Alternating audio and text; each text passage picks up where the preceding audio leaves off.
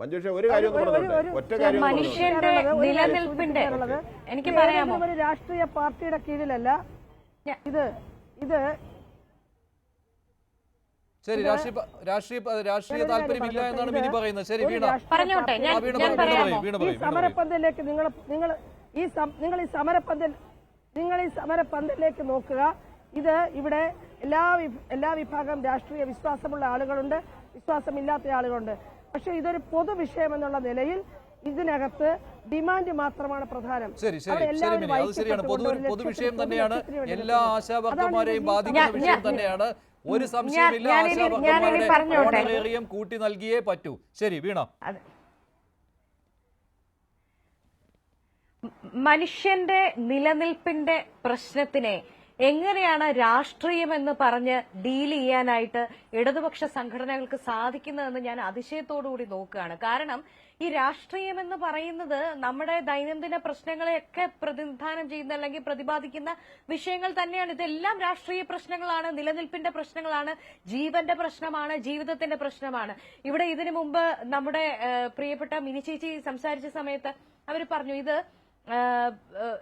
ഇതൊരു നിലനിൽപ്പിന്റെ പ്രശ്നമാണ്. ഇവിടെ സൂചിപ്പിച്ചതുപോലെ ഇന്നത്തെ ദിവസം നമ്മൾ ഇത് സംസാരിക്കുന്ന ദിവസം വളരെ സുപ്രധാനമായൊരു തീരുമാനം പുറത്തു വന്നൊരു ദിവസമാണ്. അതായത് PSC അംഗങ്ങളുടെ ശമ്പളം 2.7 ലക്ഷത്തിൽ നിന്നും 3.8 ലക്ഷത്തിലേക്ക് വർദ്ധിപ്പിച്ചു. ഏതാണ്ട് 1 ലക്ഷം രൂപയോളം വരുന്ന വർധനവാണ് അവരുടെ. കൃത്യമായി പറഞ്ഞാൽ PSC അംഗങ്ങളുടേത് 1,22,000 രൂപ ടോട്ടൽ സാലറിയിൽ. PSC അംഗങ്ങൾക്ക് ടോട്ടൽ സാലറിയിൽ ഒരു മാസത്തെ വ്യത്യാസം വരുന്നത് 1,22,000 രൂപയും PSC ചെയർമാന് 1,04,000 രൂപയുമാണ്. ഈ ഒരു വലിയ വർധനവാണ് ഇന്ന് എടുത്തിരിക്കുന്നത് സർക്കാർ.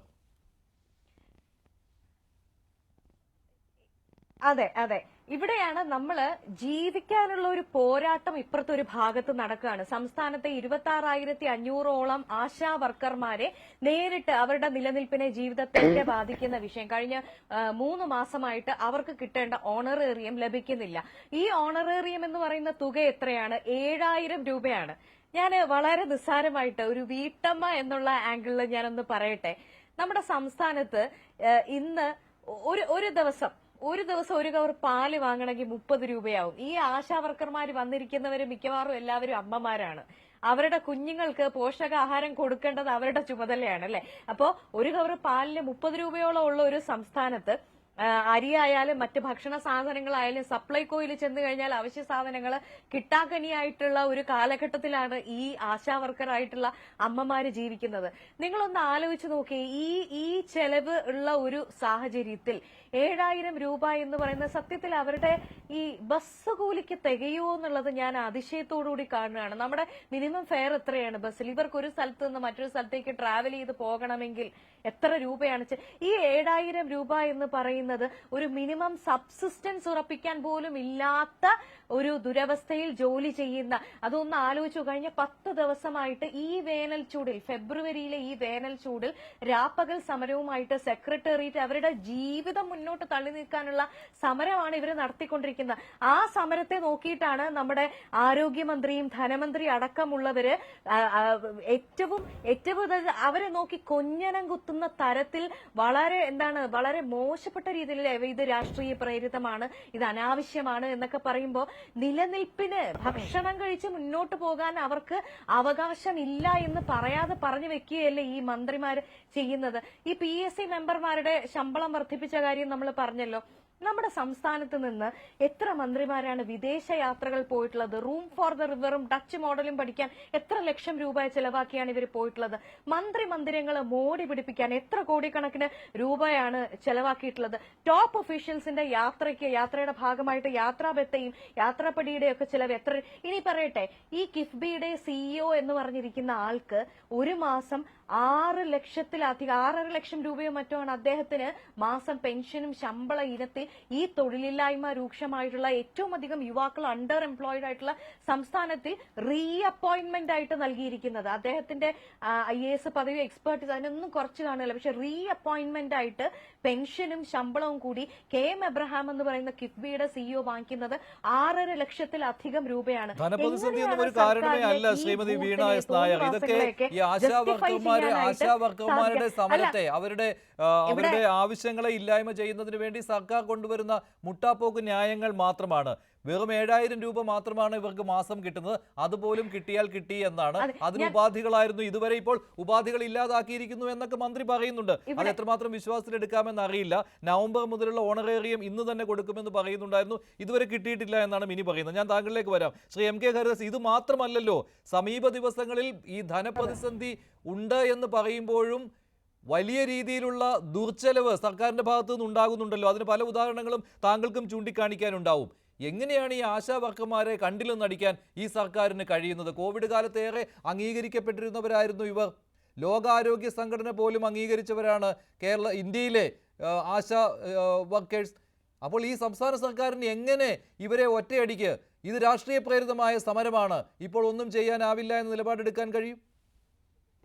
ഈ പ്രയോറിറ്റി എന്താണെന്ന് അറിയാത്ത ഒരു നമ്മൾ പറയില്ലേ ഒരവസ്ഥ ഈ സർക്കാർ അധികാരത്തിൽ കയറിയത് മുതലുണ്ട്. 2016 മുതൽ പിണറായി വിജയൻ സർക്കാരിന്റെ ഏറ്റവും വലിയ പോരായ്മയായിട്ട് കാണുന്നത് പ്രയോറിറ്റി എന്താണ് എന്നുള്ളത് അറിയില്ല. പ്രയോറിറ്റിക്ക് അനുസരിച്ചിട്ട് ചെലവ് ചെയ്യണം എന്നുള്ള ഒരു ബോധം ഈ സർക്കാരിന് ഇല്ലാതെ പോയി. ഇപ്പൊ ഇവിടെ CITU നേതാവ് പറയുന്നത് കേട്ടു, 7000 രൂപയാക്കിയിട്ടുള്ളത് ഇടതുപക്ഷ ജനാധിപത്യ മുന്നണി സർക്കാർ വന്നതിന് ശേഷമാണ്. തീർച്ചയായിട്ടും 100 മാസത്തെ ഭരണത്തിലെ അവർക്ക് അത്തരത്തിലൊരു കൂട്ടി കൊടുത്തിട്ടുണ്ടെങ്കിൽ അതിൽ എന്തിനാണ് ഇത്ര അത്ഭുതപ്പെടാനുള്ളത്? DGP ആയിരുന്ന ഒരു വ്യക്തിയെ മെട്രോന്റെ MD ആക്കി മാറ്റിയിട്ട് 2.5 ലക്ഷം രൂപ കൂടി ശമ്പളം കൊടുക്കാൻ തയ്യാറായ ഒരു സർക്കാർ ആശാ വർക്കർമാർക്ക് ഒരു ചെറിയ തുക കൂട്ടിക്കൊടുത്തതിന് ഇത്ര ഹൈലൈറ്റ് ചെയ്ത് പറയാനുണ്ടോ ശ്രീ ഗോപിനാഥ്? മഞ്ജുഷ, ഒരു കാര്യം മനസ്സിലാക്കുക, ഇവിടെ ഇത് രാഷ്ട്രീയ പ്രേരിതമാണ് എന്ന് പറയുന്ന എനിക്ക് CITUവിന്റെ നേതാവിനോട് ചോദിക്കാനുള്ളത്, കേരളത്തിൽ കാസർഗോഡ് മുതൽ കന്യാകുമാരി വരെ സന്ദർശിച്ചാൽ പല സ്വകാര്യ കമ്പനികളുടെ ഹാർഡ്വെയർ കടയുടെ മുൻപിൽ പോലും കുടില് കെട്ടിയിട്ട് കൊടി കുത്തിയിട്ട് CITUവിന്റെ കൊടി കുത്തിയിട്ടുള്ള സമരങ്ങൾ കോഴിക്കോടും കണ്ണൂരും കൊല്ലത്തുമൊക്കെ നടക്കുന്നത് അവരവരുടെ അവകാശങ്ങൾ നേടിയെടുക്കാൻ വേണ്ടിയിട്ട്, അല്ലെങ്കിൽ തൊഴിലാളികളുടെ ചൂഷണം മുതലാളി നടത്തുന്നു അതിനെതിരായിട്ടല്ലേ ഇത്തരത്തിലുള്ള സമരങ്ങൾ, ഇത്തരത്തിലുള്ള കൊടി കുത്തിയിട്ടുള്ള സമരങ്ങളും അവിടെ ഈ ഷെഡ് കെട്ടിയിട്ട് മുദ്രാവാക്യങ്ങളും വിളിച്ചിരിക്കുന്നത്. അപ്പൊ അത്തരത്തിൽ CITUവിന്റെ കീഴിലുള്ള മറ്റു തൊഴിലാളികൾക്ക് എല്ലാം തന്നെ അവരുടെ അവകാശങ്ങൾ നേടാൻ വേണ്ടിയിട്ട് സമരം ചെയ്യാമെന്നും, അതേ സമയത്ത് ആശാ വർക്കർമാരെ, നിങ്ങൾ ഒരു കാര്യം മനസ്സിലാക്കുക മഞ്ജുഷേ, ഈ ആശാ വർക്കർമാർ എന്ന് പറഞ്ഞു കഴിഞ്ഞാൽ സാമ്പത്തിക ശേഷിയുള്ള കുടുംബത്തിൽ നിന്ന് ഒരു ആശാ വർക്കർമാരും ഇന്ന് വരെ ഉണ്ടായിട്ടില്ല. എനിക്കിവരെ നന്നായിട്ട് അറിയാം. കാരണം എന്താ വെച്ച് കഴിഞ്ഞാൽ ഇവരുമായിട്ട് വല്ലാണ്ട് ഇടപഴകുന്നതാണ്. കാരണം നമ്മുടെ സാംക്രമിക രോഗങ്ങൾ തടയുന്നതില് മഴക്കാല ശുചീകരണം കൃത്യമായി നടത്താത്ത സർക്കാരിന്റെ ഭാഗത്ത് ഇവരുടെ സേവനം അങ്ങേയറ്റം ശ്ലാഘനീയമായിട്ട് കണ്ടിട്ടുള്ള ഒരു വ്യക്തിയാണ് ഞാൻ. വീടുകളിൽ വരുന്നു, ചിരട്ടയിൽ വെള്ളം ഉണ്ടെങ്കിൽ അത് സ്വയം കമിഴ്ത്തി കളയുന്നു, അതുമാതിരി തന്നെ സെൻസസ് എടുക്കാൻ വരുന്നു, ആരോഗ്യ പ്രവർത്തനവുമായി ബന്ധപ്പെട്ടിട്ടുള്ള കണക്കെടുത്ത് പോകുന്നു. അപ്പോൾ ഏകദേശം എന്റെ അറിവിൽപ്പെട്ടിടത്തോളം ഇവർ 12 മണിക്കൂറോളം ജോലി ചെയ്യുന്നുണ്ട്. അവർക്ക് ശമ്പളം കൊടുക്കാൻ ഇവർക്ക് സാധിക്കുന്നില്ല. നമ്മുടെ 21 മന്ത്രിമാർക്ക് നാളിതുവരെ ഒരു ദിവസം ശമ്പളം തെറ്റി കിട്ടിയിട്ടുള്ള ചരിത്രം നമ്മുടെ ഈ കേരളത്തിന്റെ ഇപ്പൊ ഈ കഴിഞ്ഞ 100 മാസത്തെ ഭരണത്തിലടക്കി ഉണ്ടായിട്ടുണ്ടോ? ചീഫ് സെക്രട്ടറി മുതൽ വില്ലേജ് ഓഫീസിലെ പിയൂൺ വരെയുള്ളവർക്ക് കൃത്യമായി ശമ്പളം കൊടുക്കാൻ സർക്കാർ കാണിക്കുന്ന ശുഷ്കാന്തി, ഈ പാവങ്ങൾക്ക് ശമ്പളം ശരി ഒരു മാസത്തെ വിടും, ഒരു മാസത്തെ ലാഗ് ചെയ്യുമ്പോൾ അടുത്ത മാസം ആ മുൻ മാസത്തെ ശമ്പളമെങ്കിലും കൊടുക്കാൻ വേണ്ടിയിട്ട് താല്പര്യം കാണിക്കാത്തത്, ഓണറേറിയം കൊടുക്കാൻ വേണ്ടിയിട്ട് താല്പര്യം കാണിക്കാത്തത് എന്തുകൊണ്ടാണ്? മഞ്ജുഷ, അടിമുടി കുടിശ്ശികയിലാണ്. നോക്കൂ, ഇവിടെ എയ്ഡ്സ് ബാധിതരായവർക്ക് 1000 രൂപ സർക്കാരിന്റെ ധനസഹായമുണ്ട്. എന്തിനാണെന്ന് ആലോചിക്കണം. എയ്ഡ്സ് ബാധിതരെ പുനരധിവസിച്ചിട്ട് വേറൊരു സ്ഥലത്ത് താമസിപ്പിക്കാൻ പാടില്ല. അവർ വീട്ടിൽ തന്നെ അവരുടെ സാധാരണഗതിയിൽ സുഖസൗകര്യങ്ങളോടുകൂടി കഴിയുന്നതിന് വേണ്ടിയിട്ട് 1000 രൂപ ഈ സർക്കാർ കൊടുക്കുന്നുണ്ട്. അതിലത്തെ കുടിശ്ശിക എത്രയാണെന്ന് മഞ്ജുഷിന് അറിയോ? 12.86 കോടി രൂപ കഴിഞ്ഞ 2 വർഷമായിട്ട് അവർക്ക് നൽകിയിട്ടില്ല. ഇനി ഇതിനെക്കാട്ടിലൊക്കെ തമാശ കേട്ടോളൂ. 120 രൂപ ഇവിടുത്തെ തൊഴിലില്ലായ്മ വേതനമായിട്ട് 1673 യുവതി യുവാക്കൾക്ക് സർക്കാർ നൽകുന്നുണ്ട്. അതില് കഴിഞ്ഞ 6 മാസമായിട്ട് നൽകാനുള്ളത് ഏകദേശം 8,24,000 രൂപയാണ്. 120 രൂപയുടെ തൊഴിലില്ലായ്മ വേതനം നൽകാൻ വേണ്ടിയിട്ട് ഈ സർക്കാരിനാവുന്നില്ല. അതുപോലെ തന്നെ നമ്മുടെ ഇവിടുത്തെ ഈ എന്താ പറയേണ്ടത്, ക്ഷേമ പെൻഷൻ, എൻഡോസൾഫാൻ ബാധിതർക്കുള്ള പ്രതിമാസ ആനുകൂല്യം, എല്ലാ ഭാഗത്തും എന്തൊന്ന് എടുത്തു നോക്കിയാലും എന്തിനെതിരെ CITU നേതാവേ അങ്ങ് അറിയുക, തൊഴിലാളിയിൽ നിന്ന് പിടിച്ചെടുക്കുന്ന EPF വിഹിതത്തോട് കൂടിയിട്ട് തൊഴിലുടമ അടക്കേണ്ടതായിട്ടുള്ള EPFന്റെ തുക വീഴ്ച വരുത്തിയിട്ടുള്ള 64 പൊതുമേഖലാ സ്ഥാപനങ്ങൾ കേരളത്തിലുണ്ട്. അങ്ങറിയണം. തൊഴിലാളിയിൽ നിന്നും കൃത്യമായിട്ട് മാസാമാസം പിടിച്ചെടുക്കുകയാണ് എന്ത് EPF വിഹിതം. ആ വിഹിതം പോലും തിരിമറി നടത്തിയിട്ട് അതിൽ ചേർക്കേണ്ട തൊഴിലുടമയുടെ വിഹിതവും ചേർത്ത് EPFൽ അടയ്ക്കാതെ 64 കമ്പനികളാണ് വീഴ്ച വരുത്തിയിരിക്കുന്നത്. എത്ര കോടിയാണെന്നറിയോ?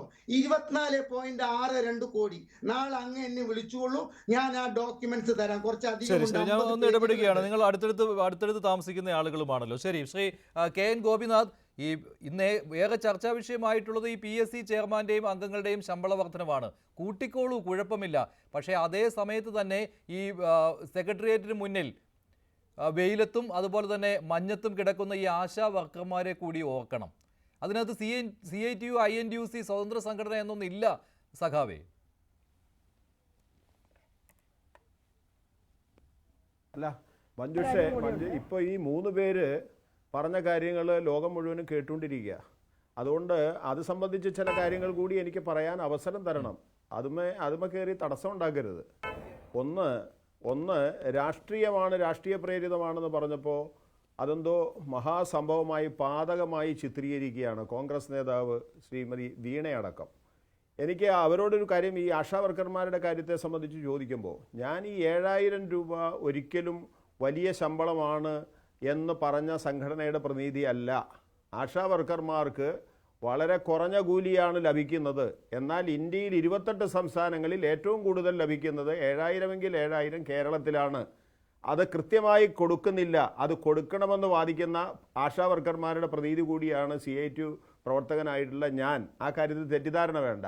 എന്നാൽ ഈ ആശാ വർക്കർമാരെന്ന് പറഞ്ഞൊരു സംഭവം തന്നെ ഉണ്ടായത് ഏതാണ്ട് ഈ മിനിഞ്ഞാന്നാണെന്നുള്ള മട്ടിൽ, അല്ലെങ്കിൽ അഥവാ ഏതാണ്ട് ഇന്നലെ ജനിച്ച പിള്ളേരെ പോലെയാണ് യഥാർത്ഥത്തിൽ ഈ സമരം ചെയ്യുന്ന സംഘടനയുടെ നേതാവ്. മിനിക്ക് അതിൻ്റേതായ ഒരു താല്പര്യം ഉണ്ടാവും. പക്ഷേ മറ്റുള്ളവർ ഏതാണ്ട് മിനിങ്ങാന്ന് ജനിച്ചവരാണെന്നുള്ള മട്ടിലാണ് ഈ വർത്തമാനം പറഞ്ഞുകൊണ്ടിരിക്കുന്നത്. അതുകൊണ്ടാണ് ഞാൻ അതിനെ രാഷ്ട്രീയം എന്ന് പറയുന്നത്. അതുകൊണ്ടാണ് അത് പറയുന്നത്. ഇന്ത്യയിൽ ഏറ്റവും കുറവ് ആശാ വർക്കർമാർക്ക് ശമ്പളം വാങ്ങിക്കുന്ന, ഓണറിയം വാങ്ങുന്നത് സ്റ്റേറ്റ് എന്ന് പറഞ്ഞാൽ ഉത്തർപ്രദേശാണ്. BJP ആണ് അവിടെ ഭരിക്കുന്നത്. ഞാൻ ഏതായാലും അത് പറയുന്നില്ല. കാരണം വെച്ചാൽ കേരളത്തിൽ ഇടതുപക്ഷം ഭരിക്കുകയാണെങ്കിലും 7000 രൂപ പോരാ എന്നുള്ളിടത്ത് ആശാ വർക്കർമാരുടെ ഒപ്പമാണ് എൻ്റെ മനസ്സ്. എൻ്റെ മനസ്സ് മാത്രമല്ല, ഞാൻ പ്രതിനിധാനം ചെയ്യുന്ന പ്രസ്ഥാനത്തിൻ്റെ മനസ്സ്. എന്ത് നാണക്കേടെന്നാണ് നിങ്ങൾ പറയുന്നത്? 7000 കുറവാണെന്ന് പറഞ്ഞാൽ 7000 പോരാ എന്നാണ് ഞാൻ ആവശ്യപ്പെടുന്നത്. ആ ആവശ്യപ്പെടുന്നത് 7000 ആക്കാനോ 10000 ആക്കാനോ 70000 ആക്കാനോ 17000 ആക്കാനോ എത്ര വേണമെങ്കിലും ആവട്ടെ. നിങ്ങൾ അല്ല, ഞാനൊന്ന് സംസാരിക്കട്ടെ. ആരാ നിങ്ങൾ സംസാരിക്കുന്നത്? ഞാൻ സംസാരിക്കട്ടെ. എനിക്കുള്ള അവസരമല്ലേ, അത് കളയല്ലേ. നിങ്ങൾ സംസാരിച്ചപ്പോൾ ഞാൻ മിണ്ടാതിരുന്നതല്ലേ? നിങ്ങൾ സംസാരിച്ചപ്പോൾ ഞാൻ മിണ്ടായിരുന്നതാണല്ലോ. നിങ്ങൾ ആശാ വർക്കർമാരുടെ ഒരു വലിയ സമരം നടത്തി ആ സമരം നാളെ മഹാസംഭവമാക്കുന്നതിനൊന്നും എനിക്ക് അഭിപ്രായ വ്യത്യാസമില്ല. ആശാ വർക്കർമാർ ആര് വേണമെങ്കിലും വരട്ടെ. വിവിധ സംഘടനകളായിട്ടാണ് ആശാ വർക്കർമാർ എല്ലാ വിഭാഗം തൊഴിലാളികളും വിന്യസിച്ചിരിക്കുന്ന പോലെ വിന്യസിച്ചിട്ടുള്ളത്. ആശാ വർക്കർമാരെക്കാളും ദയനീയമായിട്ടുള്ള ഒരു വിഭാഗം തൊഴിലാളിയുണ്ട്. ഞങ്ങൾ CITU അവരെ സംഘടിപ്പിച്ചിട്ടുണ്ട്. അത് 3 വയസ്സിൽ താഴെയുള്ള ക്രഷുകളിൽ വർക്ക് ചെയ്യുന്ന ക്രഷ് വർക്കർമാരാണ്. 3000 രൂപയാണ്.